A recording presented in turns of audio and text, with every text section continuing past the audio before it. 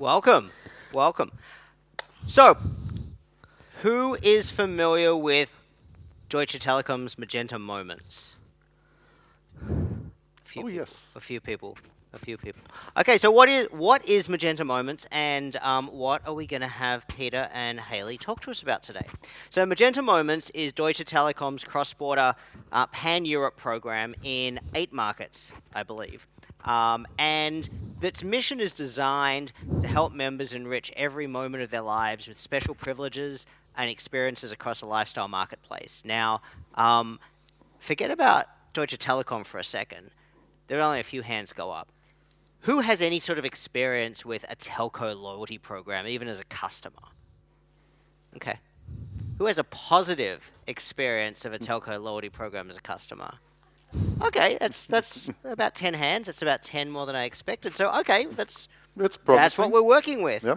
So maybe we'll start, Peter and then Hayley, maybe quick introductions. Yeah. And then I know that Hayley has come prepared with a bunch of 20 questions for Peter, so we can sort of dig in a little bit to learn a little bit more about Magenta Moments. And I think maybe we'll do introductions first, and I think we have a quick video to play next as well. So thank you very much for inviting me. My name is Peter Gruenthal. I'm working close to 25 years at Deutsche Telekom, mainly focusing on new kind of B2C projects. So I have, for example, launched Magenta One, that is our integrated proposition, FMC proposition, and some other things like the iPhones I was working closely with. And 2.5 years ago, I had the pleasure to start working on Magenta Moments. Hello everyone, I'm Hayley Buckerfield. I'm Director of Client Engagement for EMEA and APAC for Loyalty Juggernaut, also looking after partnerships. So I've been in loyalty for over 10 years now. So delighted to be working with Deutsche Telekom to help grow the program across Europe. So before we get to any more questions, I think we have a video, if we can try to cue that up.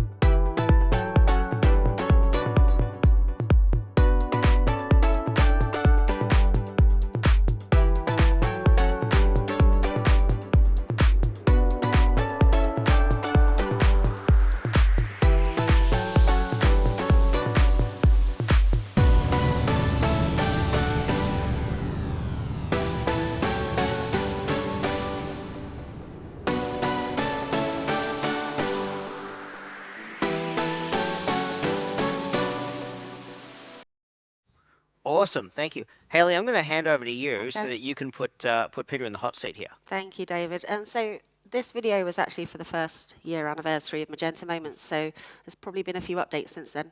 Peter? Yeah.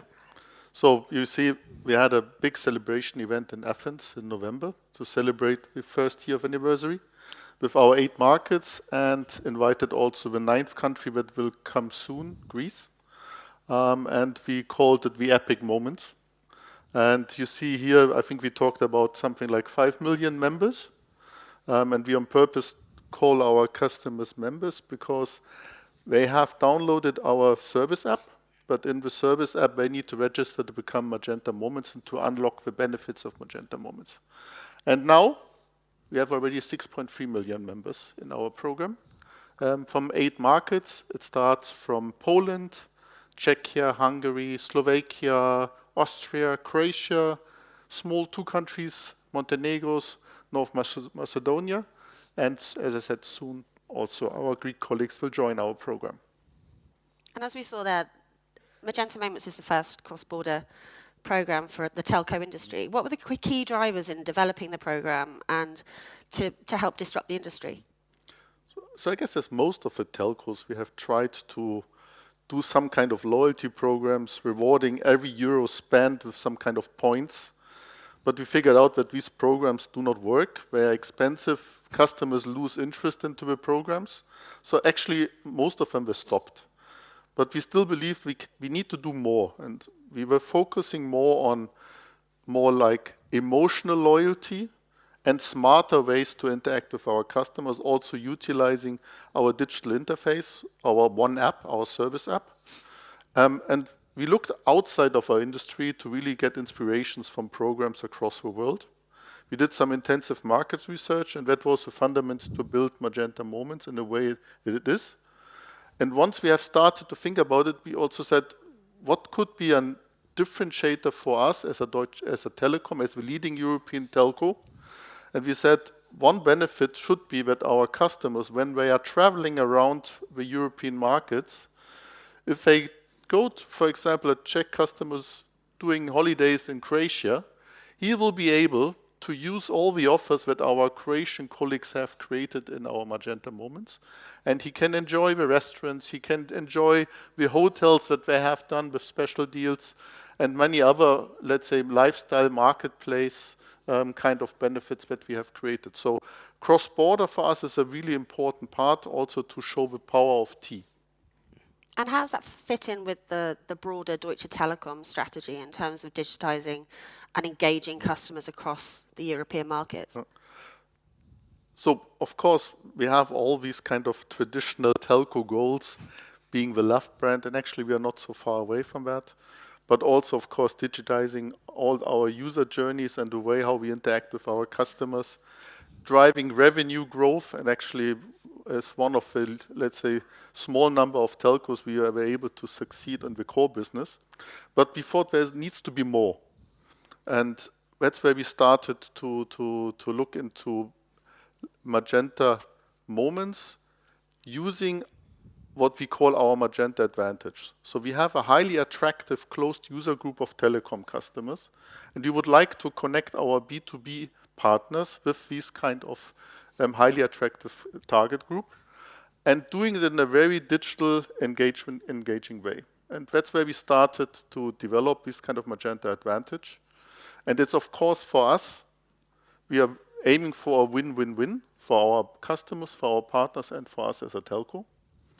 Of course, this kind of indirect monetization from increasing loyalty is an important part, but we strongly believe it is a future revenue generator for us beyond the core, looking at advertising, looking at commissions, but maybe also in some kind of tiered membership program where we are able to ask customers also to pay a bit more to get exclusive benefits unlocked.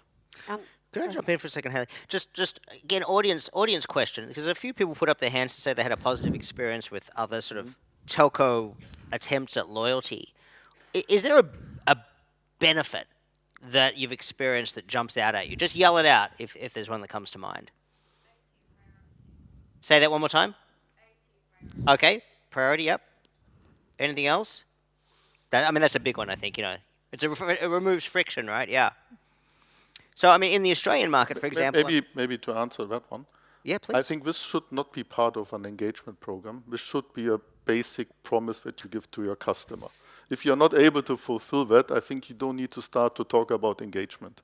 So actually, we as Deutsche Telekom said, we want to start this engagement program once we have started to become also leaders in satisfaction, meaning all the customer journeys that are linked to the core business should work and the customer should be satisfied. And then you can start building on that one. So Peter, what I was going to say is in the Australian market, attempts at telco loyalty, have traditionally been things like, engage, in the app and all the rest, and get some movie tickets.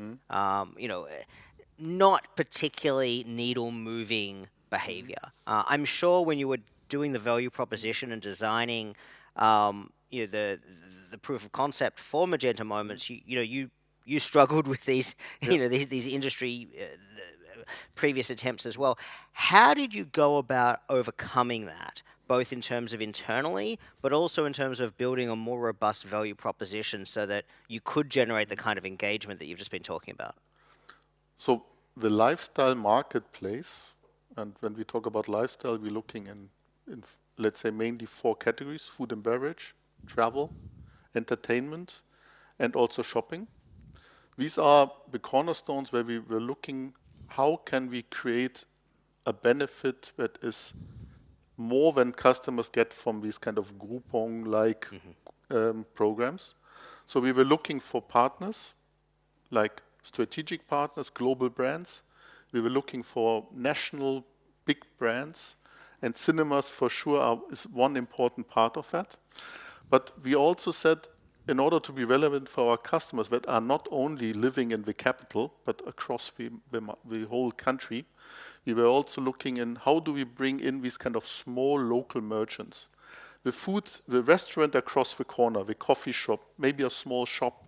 And this was an important part when we created the strategy, that we want to bring also this kind of small merchants in there. That, of course, need a completely different approach when negotiating with big brands to bring them into the program. And we looked into it, and we found ways how we can acquire and manage these kind of partners in a meaningful way.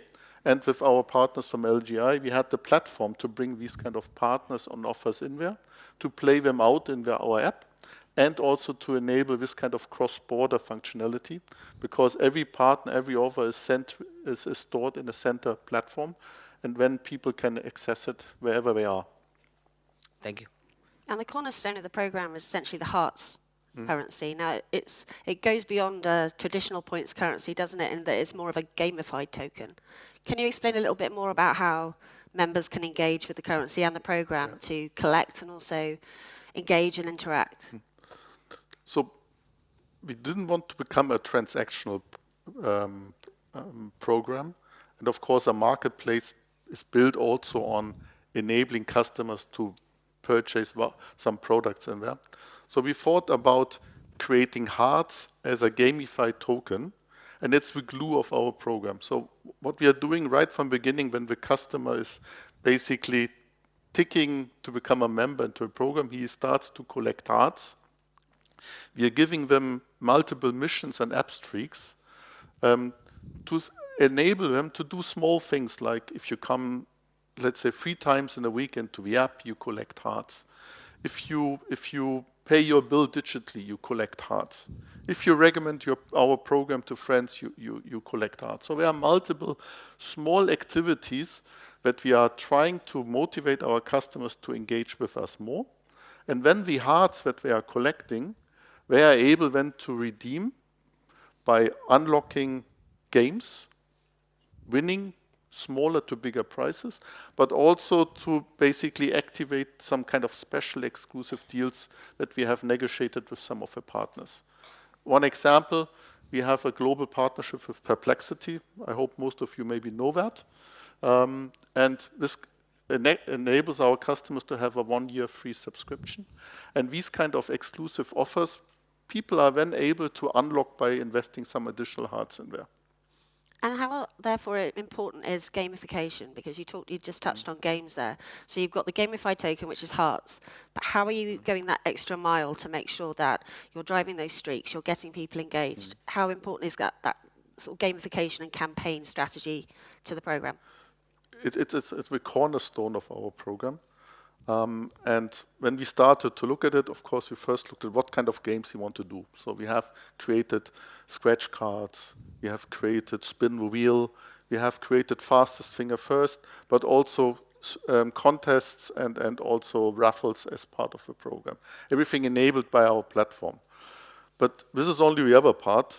And when we started to think about it, we were probably still a bit more pessimistic. So we said we need to do something like every month a game. We maybe need to do something big on a yearly basis. But working with our countries actually figured out that now we are doing actually every week, there is minimum 1 to 2 games new in the program. So we have something like a scratch card on Mondays. We have something like a spin the wheel on Fridays.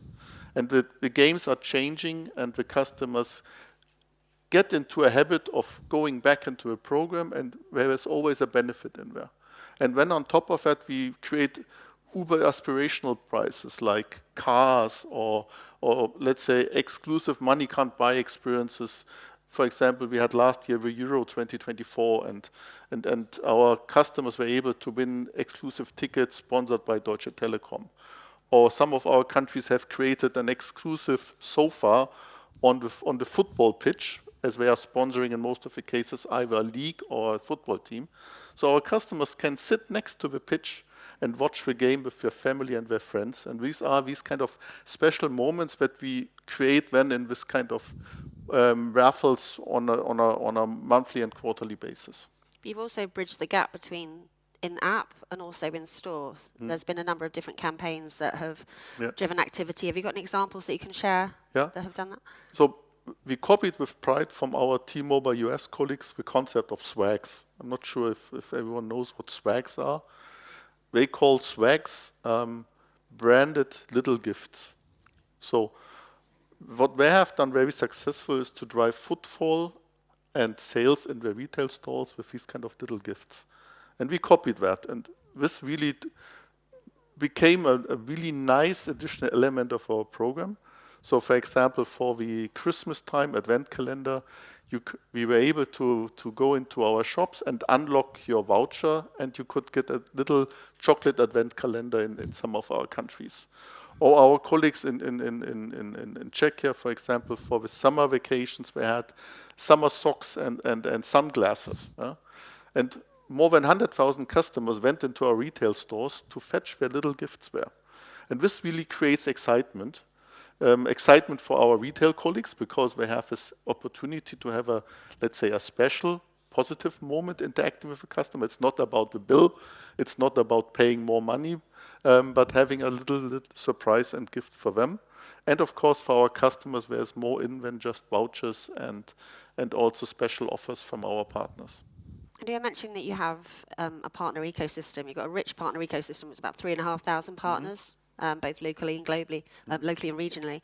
What are the challenges there? I mean, in terms of having a cross-border partner versus all of those local offers. Are there challenges with either the partner themselves or how you're gamifying different offers? How does it, how is it working?